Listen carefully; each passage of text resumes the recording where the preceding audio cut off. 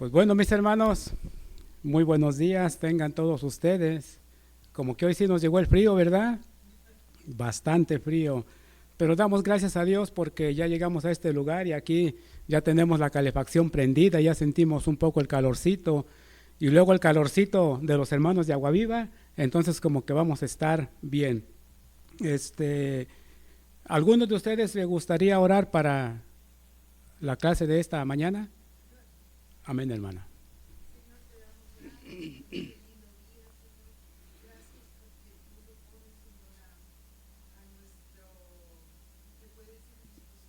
Gracias, Señor.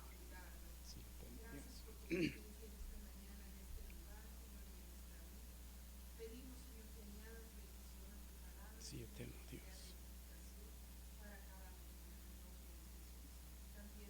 Gracias, Señor.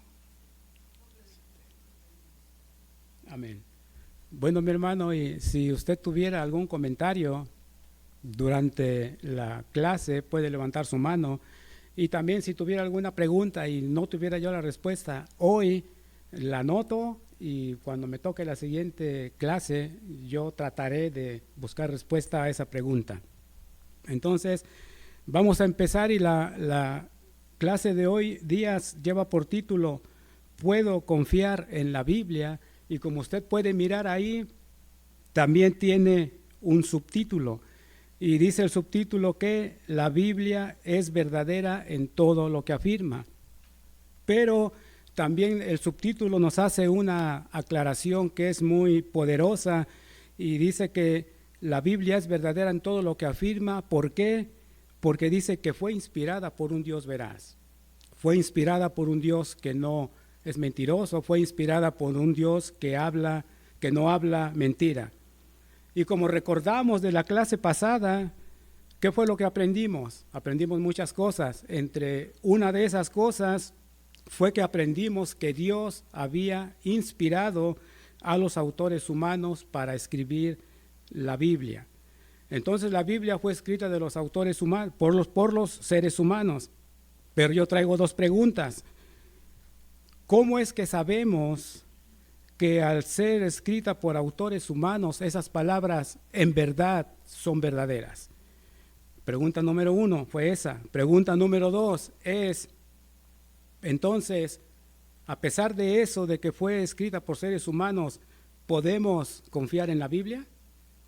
Bueno, cada uno de nosotros tendrá una respuesta. Y hermanos, hay grupos de personas que ellos se dedican a estudiar la Escritura. Ellos se dedican a analizarla, se juntan entre bastante gente que conoce mucho de la Escritura, que ha estudiado, que se llaman teólogos. Y dentro de estos grupos hay un grupo de personas que se hacen llamar los defensores de la inerrancia de la Biblia. Y como ya dijimos, estos se dedican a estudiarla muy a fondo y todos ellos han llegado a una conclusión. Y la conclusión es esta, como dice el subtítulo, que la Biblia es verdadera en todo lo que afirma porque ha sido inspirada por un Dios que es veraz. Entonces, mi hermano, nosotros como cristianos ya hemos mencionado algunas veces que tenemos muchos deberes. Por ejemplo, uno de nuestros deberes es orar los unos por los otros.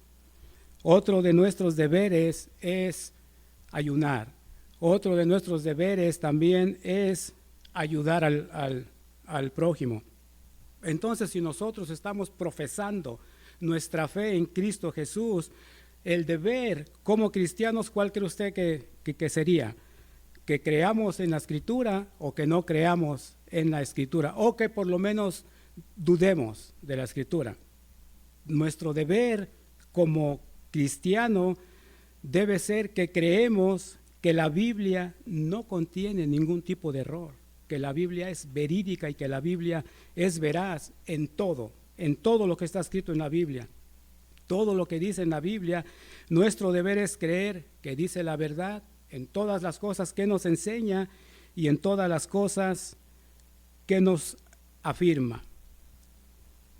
Entonces, mi hermano, si la Escritura o la Biblia es una inspiración veraz, creemos que todo cristiano la puede leer con confianza. ¿Qué piensa usted? ¿Que los cristianos podemos leer la Escritura con confianza o tenemos que hacernos algunas preguntas como si es verdad o no es verdad, fue escrita por Dios o no fue escrita por Dios?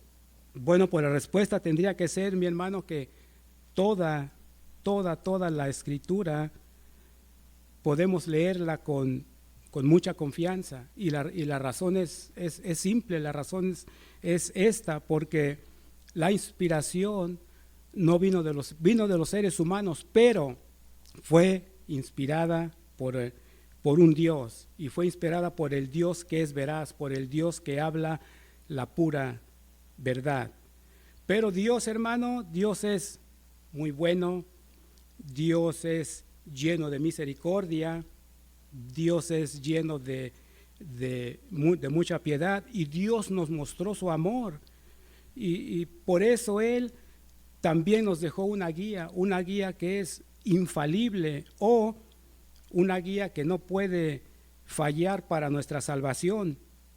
Y esto quiere decir que en la Escritura también Dios nos dejó o nos dice cómo es que nosotros podemos obtener la redención de nuestros pecados.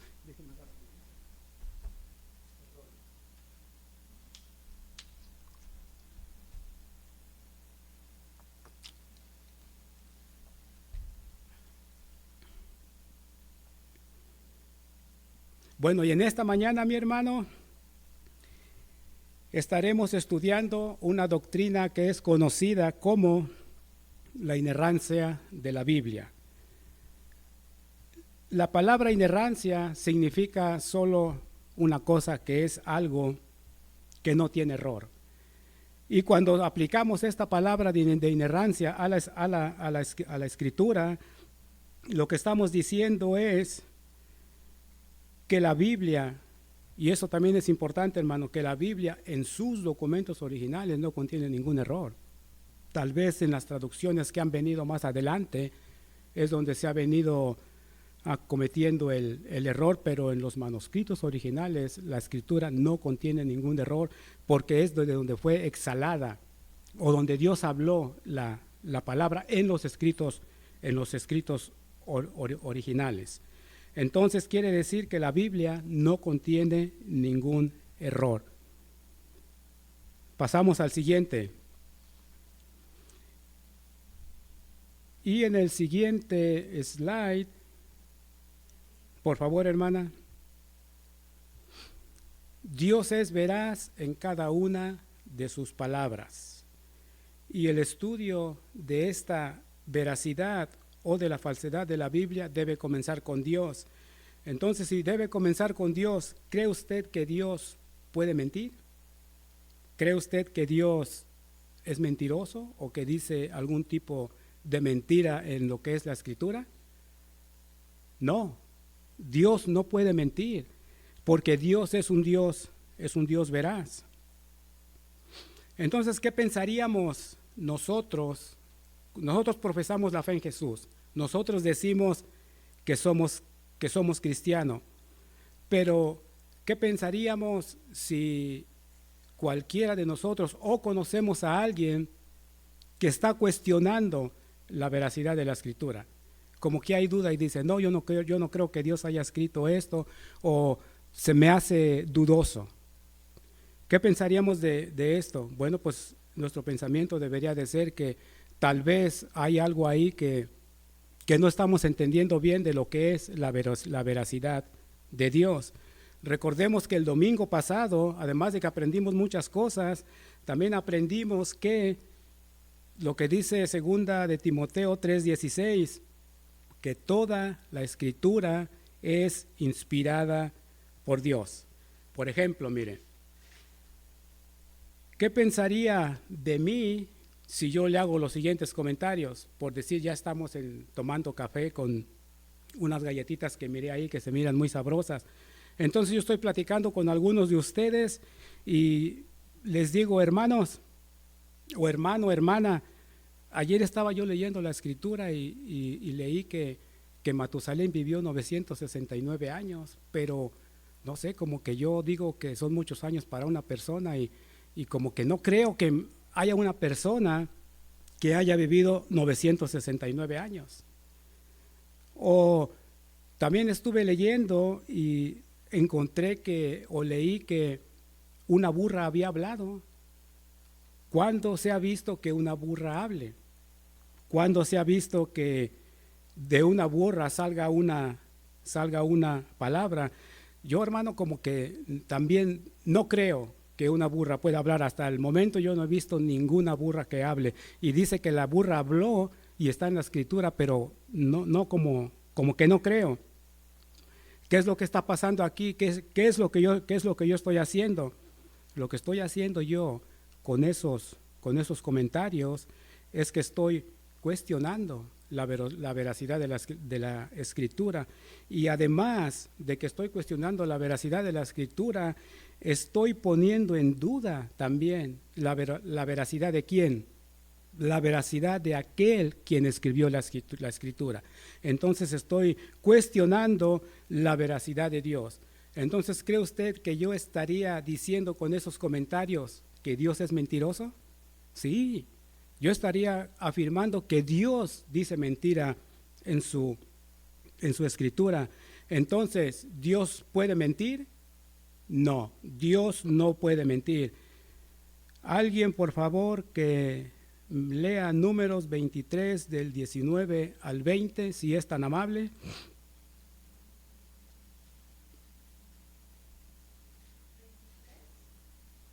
Números 23 del 19 al 20, hermana, por favor.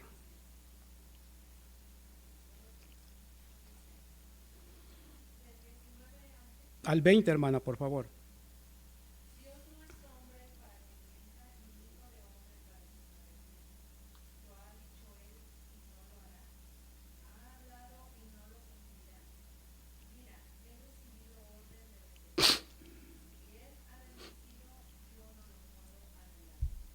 Entonces, gracias, hermana. ¿De qué nos damos cuenta en estos versículos? La escritura en ese versículo la escritura es muy clara y nos está enseñando que mentir o la mentira va en contra de lo que es la naturaleza de Dios. Y sabemos que va en contra, ¿por qué? ¿Qué dice el versículo 19? El versículo 19 nos está afirmando rotundamente, nos está diciendo que Dios no es hombre para que mienta. Entonces debemos de creer que Dios no puede mentir. Por este versículo y por algunos otros donde la escritura nos dice que Dios no puede mentir. Había un profeta en el Antiguo Testamento, hermanos, que había estado dispuesto a maldecir al pueblo de Dios. Este profeta fue sobornado 2 veces. Hablamos del profeta Balaam y hablamos que él fue sobornado por Balac 2 veces. ¿Y para qué fue este soborno que él le hizo? ¿Qué fue lo que Balac le dijo a Balaam que hiciera? Balac quería que Balaam maldijera al pueblo de Dios. Pero ¿qué fue lo que sucedió en esa historia? Lo que sucedió en esa historia fue que Balaam, se encontró con un gran impedimento. Y el impedimento para que él no maldijera a Dios, ¿qué cree usted que fue? El impedimento fue la veracidad de Dios, que lo que Dios escribe en su palabra tiene que cumplirse. Entonces Dios ya había dicho que Él iba a cuidar de su pueblo Israel. Dios ya había hecho la promesa: yo voy a cuidar a mi pueblo Israel, yo voy a cuidar a mi pueblo Israel. Entonces Dios estaba mostrando aquí, al impedir que Balaam maldijera a Israel, estaba demostrando, ¿qué demostraba? Su fidelidad. ¿Qué más estaba demostrando? Que lo que Dios habla tiene que cumplirse. ¿Qué más estaba demostrando? Que nadie podía maldecir al pueblo de Israel. Entonces Dios estaba demostrando su fidelidad hacia su pueblo. Dios además también estaba demostrando sus promesas de bendición. Dios estaba demostrando sus promesas de cuidado. Dios estaba demostrando su justicia, que su justicia es fiel. ¿Por qué? Porque su palabra es segura. Y además de que su palabra es segura, también su palabra es eterna. Y como ya dijimos, Dios siempre cumple lo que promete. Todo lo que Dios ha dicho se ha cumplido, y todo lo que Dios ha dicho que se va a cumplir en el futuro va a suceder porque se va a cumplir. Entonces el profeta Balaam, antes de maldecir al pueblo de Israel, iba a consultar con Jehová. ¿Y qué es lo que pasaba cuando iba a consultar con Jehová? Bueno, Jehová le decía que no podía maldecir al pueblo. Jehová le decía que tenía que dar bendición, que no hiciera lo que Balac le estaba diciendo. Entonces el profeta Balaam se dio cuenta que él no podía ir en contra de las palabras de Jehová. Y no podía ir en contra de las palabras de Jehová, dice la Escritura, ni en una cosa pequeña, ni en una cosa muy grande. ¿Por qué? Porque lo que Dios ya había dicho, esto tenía que suceder.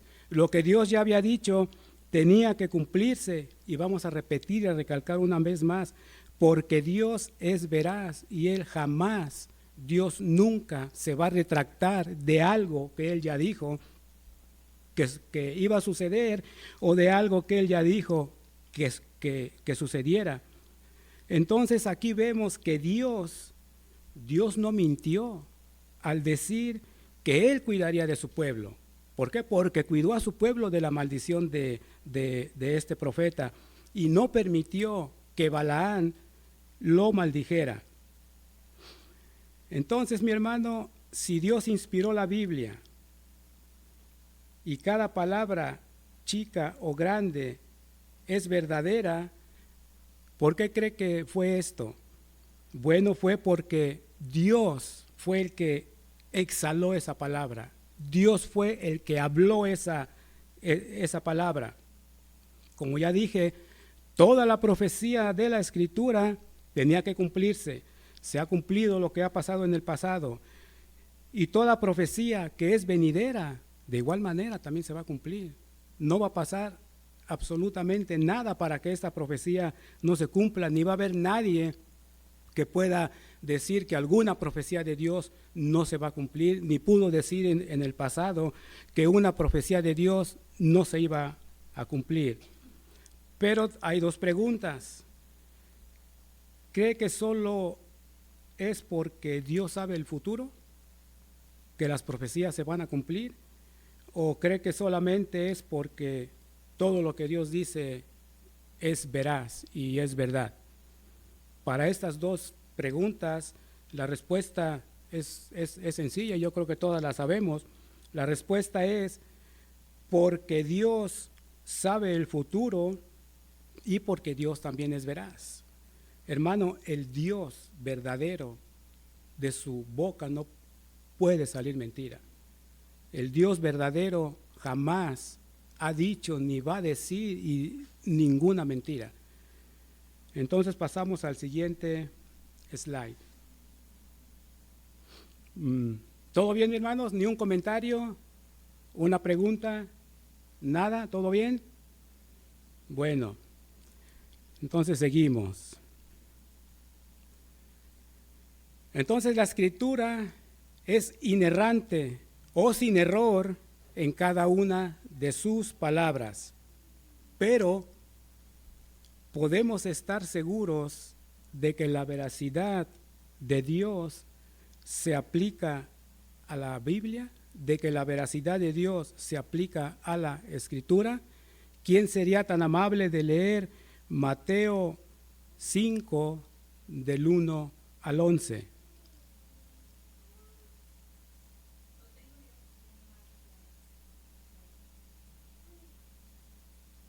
Ese es el 3, ¿no?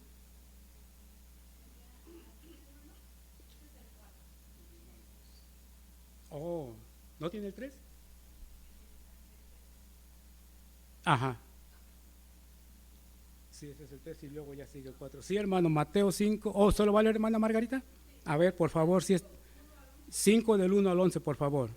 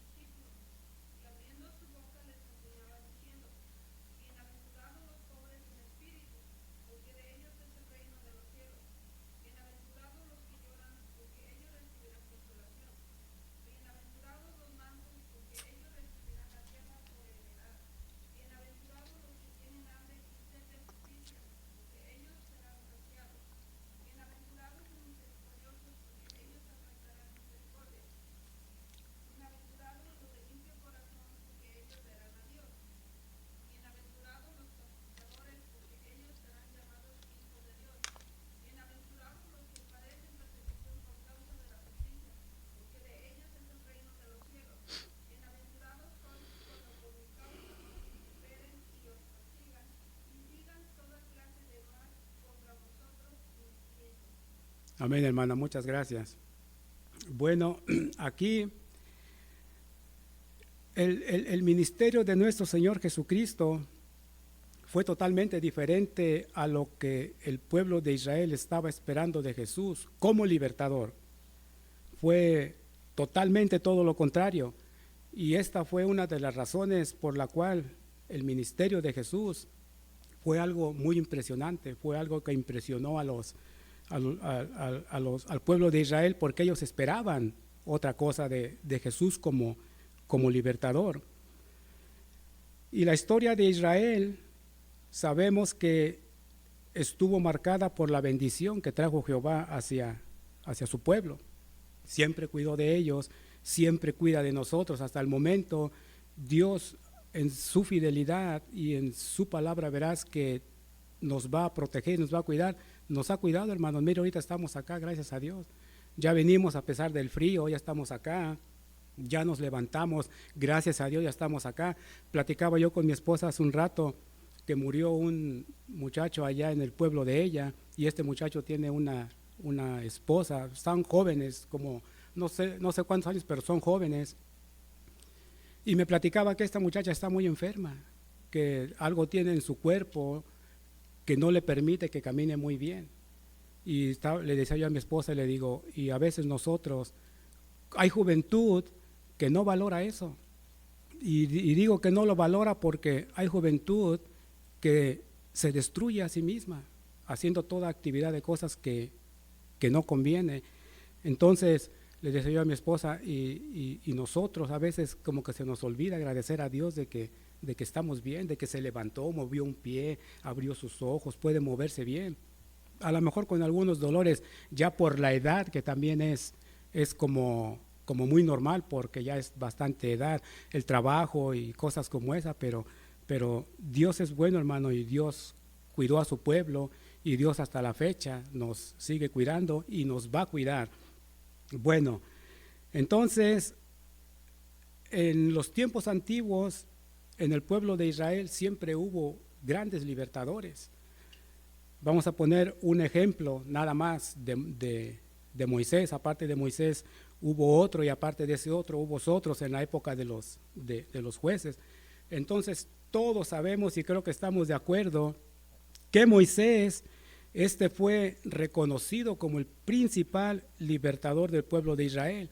¿Y por qué fue conocido como el principal libertador del pueblo de Israel? ¿Qué fue lo que hizo Moisés?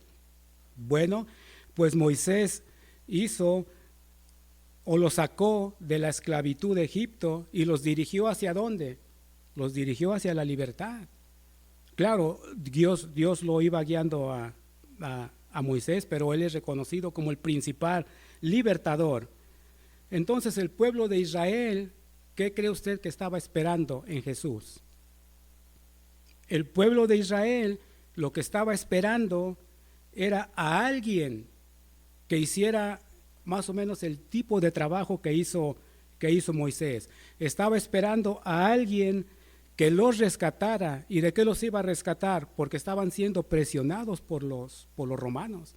Estaban siendo presionados por ellos, y además de que estaban siendo presionados por ellos y querían a alguien que los rescatara, también ellos necesitaban restauración para que fueran una nación. Entonces ellos estaban esperando a un libertador de este tipo como Moisés. Y cuando Jesús aparece, ellos pensaron que Jesús iba a ser ese libertador, de ese tipo que los iba a librar de los romanos. Por eso es que ellos quedaron muy sorprendidos, hermano, porque como leyó la hermana Margarita en los versículos, fue todo lo contrario a lo que ellos esperaban. Y aquí vemos a un Jesús que les dice lo siguiente, mire, Jesús les empieza a hablar y les dice, les habla de pobreza, les habla de pobreza en lugar de prosperidad. Jesús también les proclama la mansedumbre en lugar de poder. Y Jesús también les enseña la misericordia y la paz. ¿En lugar de qué? En lugar de que ellos tomaran venganza por sus propias manos. Y también les dijo algo que es impresionante. Les dijo que sufrir era ser llamado bienaventurado. Entonces Jesús fue todo lo contrario a lo que el pueblo de Israel estaba esperando. Y esto, para los israelitas, ¿qué cree usted que fue? Para los israelitas esto fue totalmente todo lo contrario a lo que Dios les había dicho. ¿Por qué estoy diciendo esto?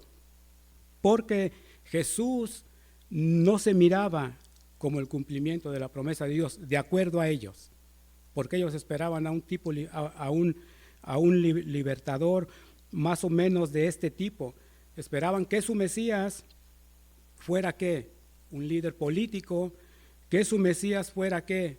Un líder militar, y que su Mesías tuviera un parecido similar al de Moisés cuando libertó al pueblo de Israel, o que fuera similar a David, o que fuera más o menos como un nuevo rey David.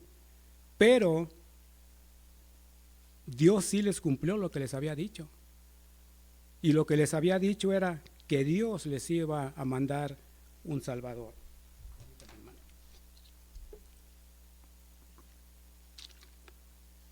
Entonces, ¿falló Dios a su promesa? No, no falló Dios a su promesa, la cumplió. Sí la cumplió, porque les mandó el libertador que les había prometido desde antes. Si alguien puede leerme, por favor, Mateo 5, 17 al 18.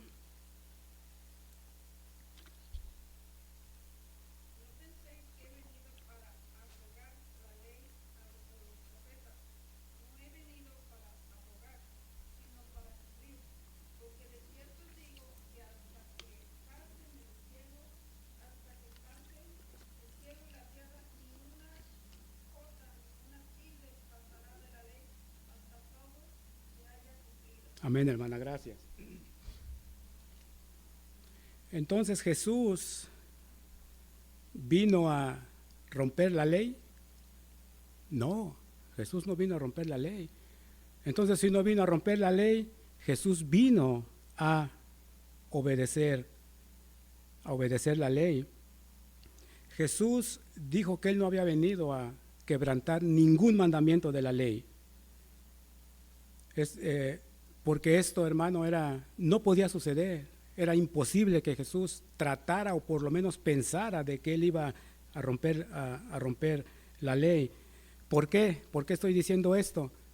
Porque, como dijimos anteriormente, el carácter de Dios no se relaciona para nada con la mentira. A ver, hermana.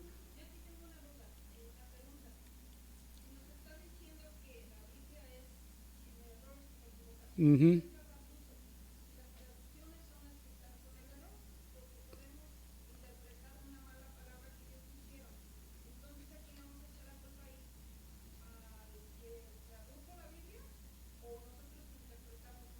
Bueno, hermana, yo pienso que ahí ya sería cuestión de que nosotros miráramos qué escritura es la que se apega más a los manuscritos originales. Por ejemplo, yo ayer estaba leyendo y leía que una de las escrituras que más se apega a la palabra de Dios es la Biblia de las Américas o la Nueva Biblia de las Américas. La nueva versión internacional lo que hace es que trae un lenguaje que es más comprensible para nosotros. Y también estaba yo leyendo que, no sé si ustedes han leído la Nueva Traducción Viviente. Yo la he leído a veces porque es un lenguaje mucho más entendible que este. Entonces podemos como entender un poquito más, pero yo creo que la Reina Valera dice que uno la lee como porque fue la escritura que se tradujo, una de las escrituras que se tradujo primero como una costumbre.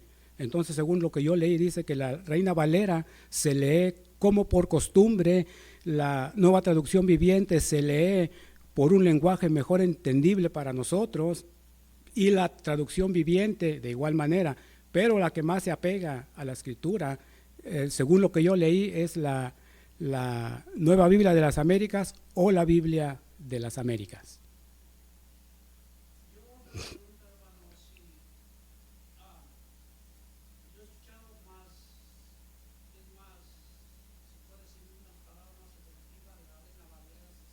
Uh-huh.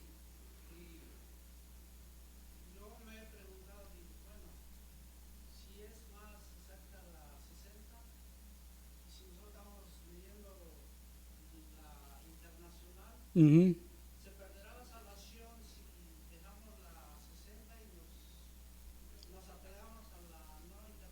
No, no, sí,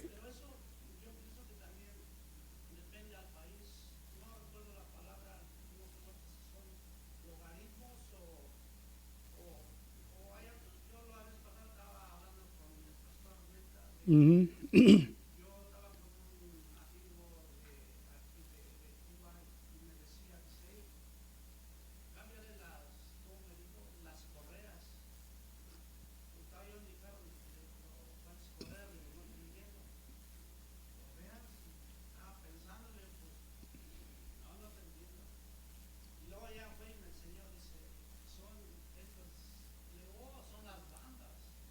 Ajá, sí, sí, lenguaje diferente. Uh-huh. Uh-huh.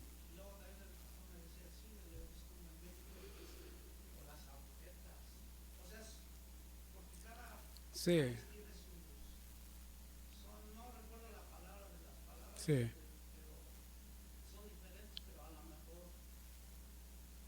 No, hermano, la salvación, una vez que usted ha profesado su fe en Jesucristo, la salvación ya no la puede perder. Entonces, si usted cambia, por decir, a usted le gusta más la Reina Valera, a mí me gusta más la Nueva Biblia de las Américas, pero eso no afecta en nada en la salvación. Bueno, seguimos. ¿Nadie más? ¿Está bien? Uh-huh. Ah, entonces, Jesús, él estaba pensando lo, lo, lo mismo, de que él no había venido a romper la ley. Y con eso en mente, Jesús, de que la ley o la escritura tenía que cumplirse aún en los pequeños detalles. Ahí cuando dice que ni una jota ni una tilde pasará de la ley, esto significa esto, hermano. Significa que toda la verdad de la escritura y todos los principios divinos que están en la escritura, ¿qué cree que son? Son absolutamente eternos. ¿Y qué cree que son? Son absolutamente confiables, muy confiables, incluso en sus partes más pequeñas. Y todo lo que Dios ha dicho, esto tenía y tiene que cumplirse sin falta. Pasamos a la siguiente, hermana, por favor. Entonces,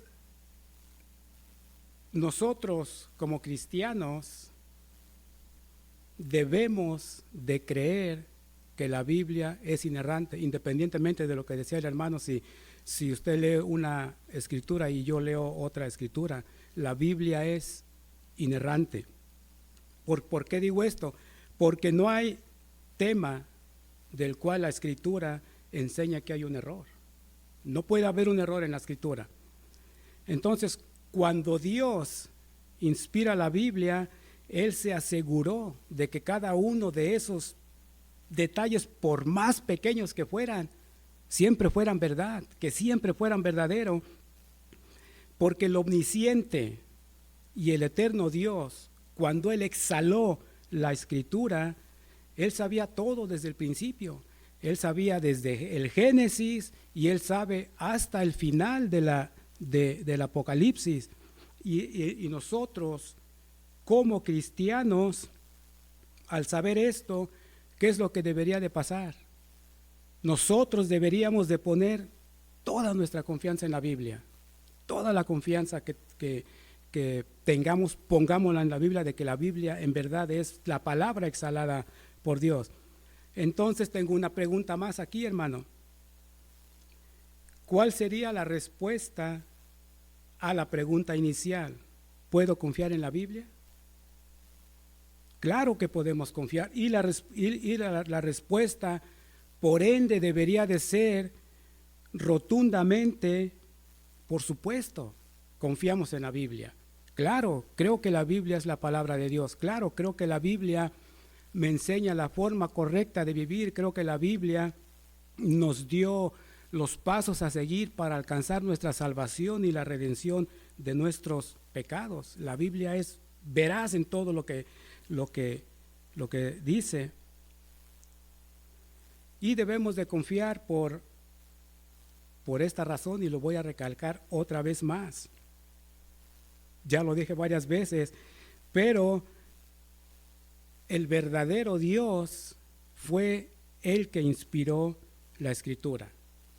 Y lo voy a decir otra vez más. Y nos reveló la salvación. ¿Con errores?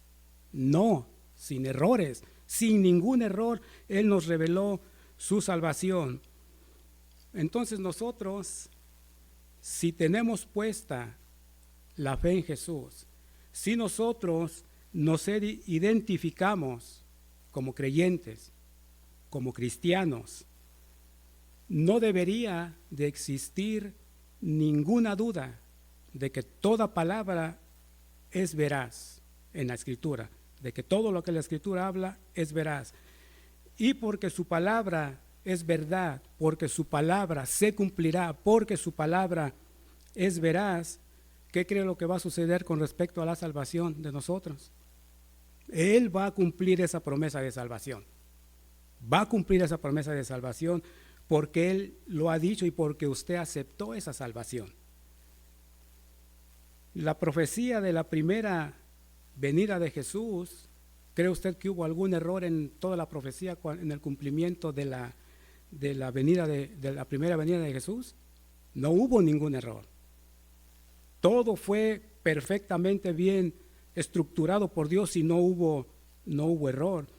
Entonces, hermano, ya para ir terminando, la inerrancia de la Escritura nos promete que Dios va a cumplir su palabra de estar con nosotros hasta que se cumplan todas las profecías de su segunda venida. Y nosotros, como seguidores de Cristo, nosotros como seguidores de Jesús, esta doctrina de la inerrancia debería de ser y deberíamos de tomarla muy importante y muy en serio, porque por medio de esta doctrina nos damos cuenta que el Dios Todopoderoso, que el Dios Omnisciente, que el Dios Eterno es veraz. Y además de que es veraz, y por esa veracidad, Él va a cumplir todo lo que está escrito en su palabra. Y ahí terminamos, hermano. ¿Algún comentario o pregunta? A ver, hermano.